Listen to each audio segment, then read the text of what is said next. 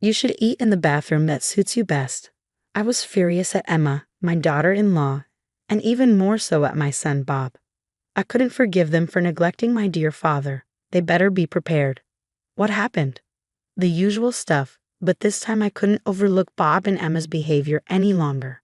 I decided to fight back. My name is Catherine, and I'm 60 years old. My family includes my 80-year-old father and my 40-year-old son, Bob. Originally, Bob lived with my husband and me, but after my mother's passing, my father was left alone. We decided Bob should move in with him, which was comforting since that house was where I spent my childhood. However, the distance between my current home and my father's made frequent visits challenging. I was grateful when my son volunteered to move in with him. "I'm worried about Grandpa, and I wanted to try living somewhere else," Bob said. He had never moved out before, even commuting to college from home, and probably longed for independence. "Thank you, please take care of Grandpa." I entrusted my father to my son. At that time, Bob was 40 and still single. I hoped he would find someone special soon, and that wish came true. 6 months after Bob started living with my father, he called me. "What's the matter?" "I'm getting married," he announced, catching me completely off guard. There had been no sign of a girlfriend, so this sudden marriage was a surprise. "When did you start seeing someone?" "I met her through a friend soon after I started living with Grandpa. She's a really nice person," Bob reassured me, and I felt relieved. Then came the day of the family meeting. My husband James and I participated. "Nice to meet you," I greeted Emma, who was to be my son's wife. "Hello, I'm Bob's father," my husband followed. Emma was tall, slender, and blonde, with sharp eyes. She was beautiful, but her behavior quickly changed my impression of her. "This is your mom and dad." Emma looked us up and down condescendingly. Being scrutinized by someone you just met is uncomfortable. "Is something wrong?"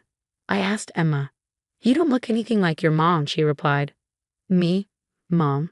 Indeed, my son and I don't resemble each other. He probably takes after his father more." I was aware of this, but never expected to hear it from Emma, whom I had just met. "Where's your grandpa?" she continued. "He lives here." "What? I thought it was just the two of us." Emma seemed unaware that my father and son were living together. I assumed it was common knowledge. "Come on," she suddenly complained, acting childishly. Emma was the same age as my son but didn't seem her age at all. "I thought I'd be living with you alone, Bob," she pouted. My son looked disturbed by her behavior, and my husband was also visibly surprised by Emma's outburst. But Bob must have chosen her for a reason. Even as she threw a tantrum, my son looked at her kindly and calmed her down. "It's okay. I'll take care of Grandpa." "Really? I won't give you that burden," Emma replied. "If that's the case, I'm fine with that." Emma seemed convinced by my son's words. However, I couldn't forget her earlier behavior. Was she ignoring us, or did she simply not see us? Either way, it seemed like she only had eyes for my son. In a way, it was sweet, but as her future mother-in-law, I was full of worries. Could I get along with her? Our first impression was so overwhelming that I found myself disliking Emma despite just having met her. My husband later admitted he felt the same way. "Will everything be okay?" I asked, worried. The problem wasn't just with Emma. I was also concerned about her living with my father. Clearly, she was reluctant to live with him. Despite my son's willingness to care for my father, I feared Emma might be cold towards him. Even during the family meeting, she barely spoke to me and seemed distant. The same with my husband. I'm not just worried about myself, but mostly about my father. I usually don't visit often, but now I know I should check in regularly. I made a promise to myself to do that. There was no news from my son and Emma for a month after their marriage. I thought my son would contact me if there were any problems. But so far, there's been no word. I assumed this meant things were going well. So I decided to leave them be. Above all, I wanted to avoid any interaction with Emma. Then one day, Bob and Emma suddenly returned home. Emma looked visibly upset. "What happened?" I asked. "I just don't get your dad," Emma snapped. She was angry at my father, saying he had stormed into her room after 2 o'clock a.m. because she had been on the phone loudly with friends until late at night. That's when most people are asleep, so I couldn't help but sympathize with my father. "I told you I didn't want to deal with David, didn't I?" Emma was angry, not with my son, but with me. I couldn't understand why she was angry at me. It was my son who decided to live with his grandfather, not at my command. Emma was lashing out, and I was at a loss. I wanted to live quietly with Bob, so why did things have to be this way? Her last comment struck me deeply. That's because you don't even care to look after your own parent. After venting her frustration, Emma seemed satisfied and left. Are you okay? My husband, who had witnessed the entire exchange, asked with concern. She's a difficult person, isn't she? If you have any problems, just let me know, he reassured me kindly. Thank you. In my nearly 60 years, this was the first time someone younger than me had blamed me so harshly. Of course, I would apologize for mistakes at work, but Emma's accusations were blatantly unreasonable. This wasn't how a daughter-in-law should treat her mother-in-law. I knew I should care for my father as his daughter, but he wanted to remain in the house filled with memories of my mother and me. He was still capable of taking care of himself, and moving him forcibly didn't seem right. This decision was made after much thought, and Bob agreed to live with him. I didn't think Emma had any right to interfere. This incident made me even less inclined to interact with her, though avoiding her proved difficult.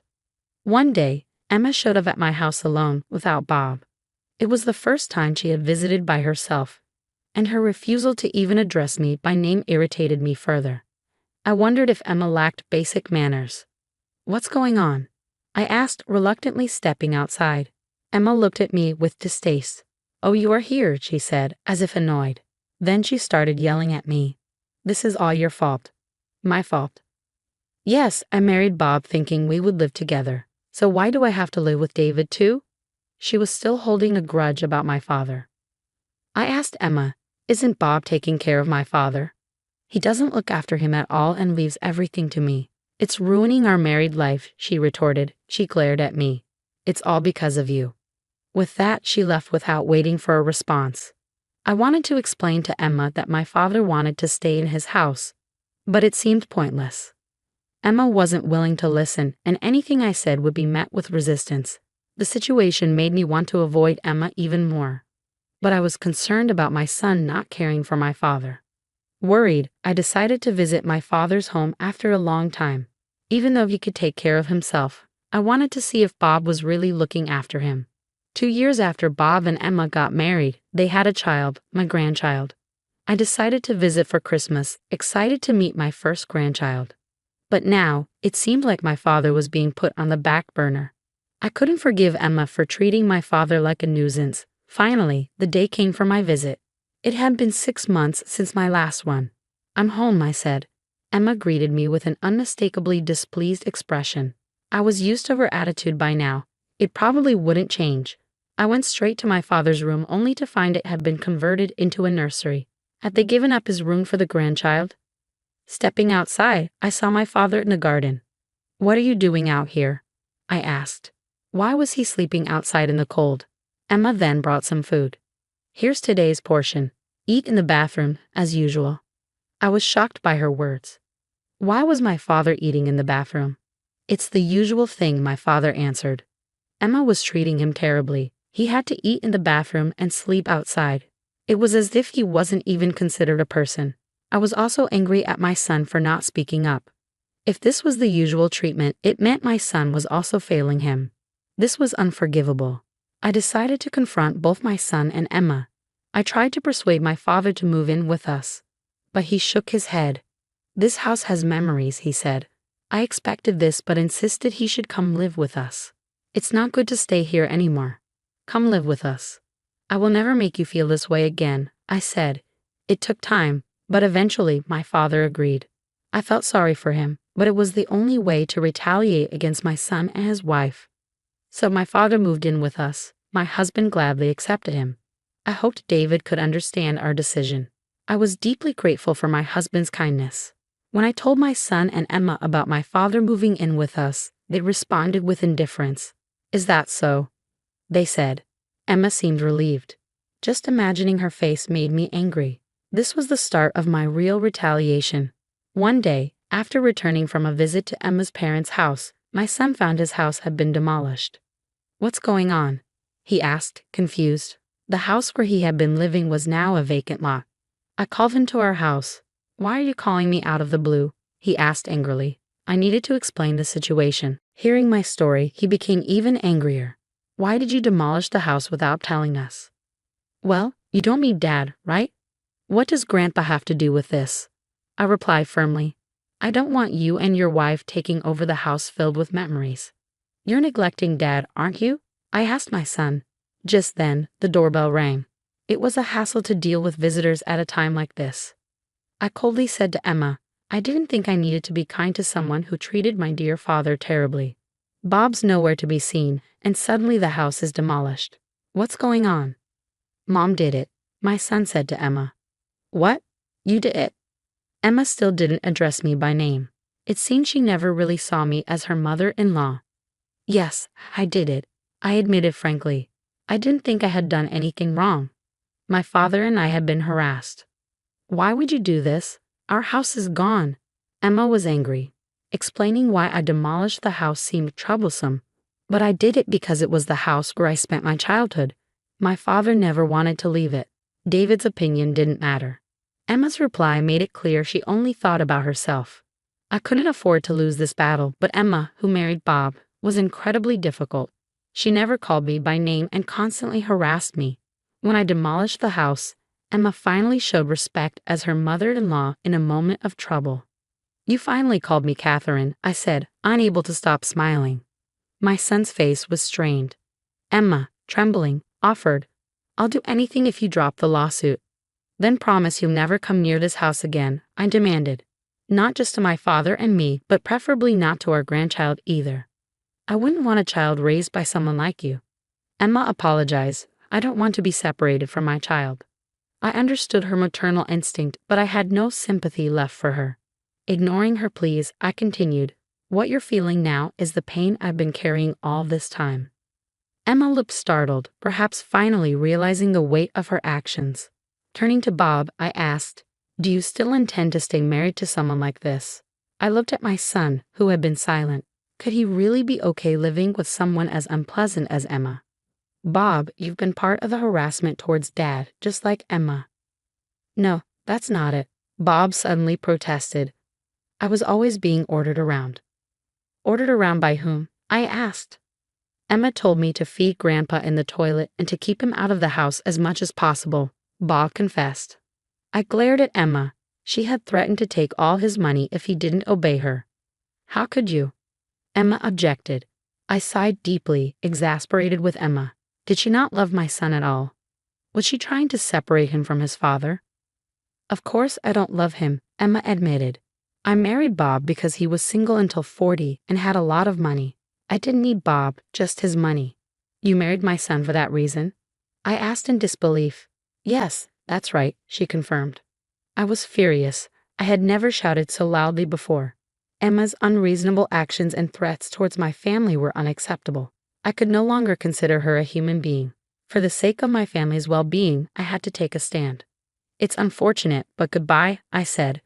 I placed Emma's belongings outside and led her to the front door. Don't ever come near my precious family again. Emma's protests and knocking went ignored until she finally gave up and left. My son, stunned, didn't chase after her. It was natural for him to want to escape from the threats. I felt a wave of relief. I hadn't felt this good in a long time. Since Emma came into our lives, I had been constantly stressed and worn down. After all the harassment I endured, I believed I had managed to retaliate well against her. Peace finally returned to our home. My son divorced Emma without issue. Although Emma was initially reluctant, my son had no intention of reconciling given the daily threats he faced. The grandchild born to them would be cared for by my son, which I believed was the right decision. If my son had stayed married to Emma, my father would have suffered even more, and Bob might have faced more harassment. I was sorry for everything, but I couldn't easily forgive my son. He had failed in his responsibility to care for my father and should have consulted me if there were any problems, rather than simply obeying Emma's orders. It seemed unlikely we could live together again. I wanted my son to be independent and not return home. Living at home until 40 may have made him too dependent. I hoped he would learn to live on his own and fulfill his responsibilities as a parent.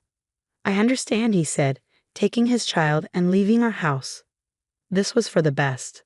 My father quickly settled into our home and seemed more at peace than he had been at the old house. Seeing him adjust so well made me very happy. Being with family truly makes any house a home. I felt deeply relieved that we could live together peacefully, and I hoped our family would continue to thrive harmoniously.